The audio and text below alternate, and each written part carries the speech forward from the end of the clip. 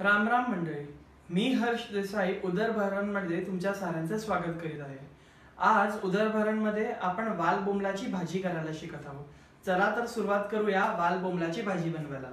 इथे मी तेल तापत ठेवलं आहे, यात आता मी हिंग टाकत आहे। एक 6-7 लसणाच्या पाकळ्या आणि एक मिरची ठेचून घेतला आहे।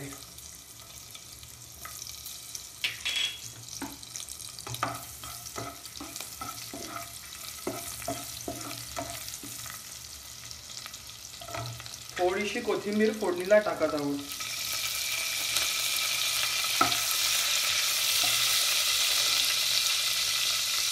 आता यात आपण एक कापलेला कांदा टाकत आहोत आणि हे परतवून घ्यायचं आहे।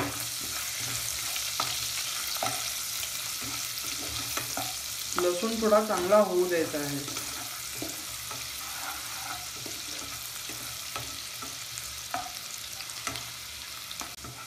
आपला कांदा आणि लसूण परतून झाला आहे। आता यात आपण एक कापलेला टोमॅटो टाकत आहोत।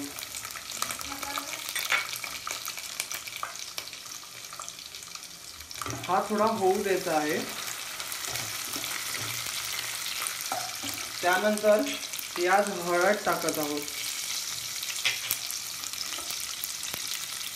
1 चमचा मिक्स मसाला टाकत आहोत। हे चांगलं ढवळून घ्यायचं आहे।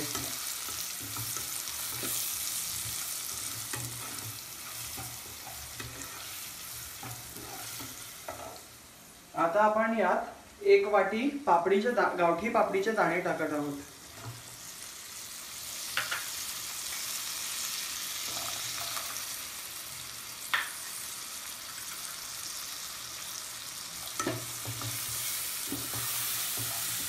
हे सगळं ढवळून घ्यायचं आहे।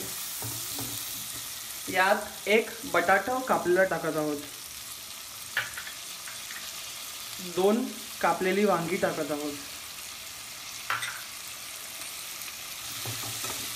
हे सर्व मिक्स करून घेऊया आणि ह्याला मंद आचेवर झाकण लावून शिजत ठेवूया।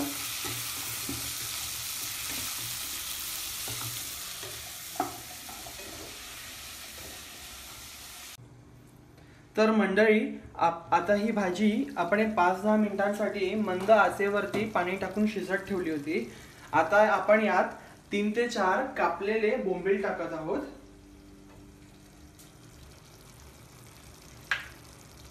चवीपुरता मीठ टाकत आहोत।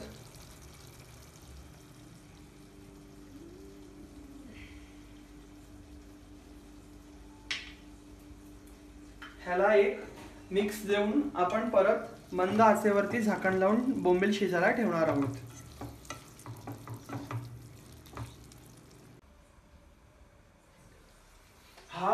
या भाजीला काय मस्त वास सुटला आहे। साधारणपणे एक 15 ते 20 मिनिटात आपली ही भाजी शिजून झाली आहे। आता आपण यात चिंचेचा कोळ टाकत आहोत आणि 5 मिनिटांसाठी ठेवून मग आपली भाजी सर्व करायला तयार आहे।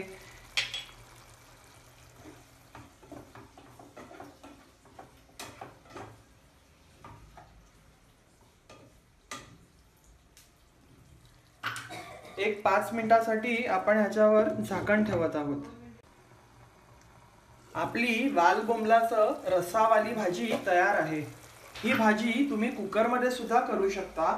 कुकरमध्ये करताना तुम्ही सगळी भाजी कुकरमध्ये एक शिट्टी करून घ्या। त्याच्यानंतर बोंबील आणि चिंचेचा कोळ टाका आणि मग सर्व करा।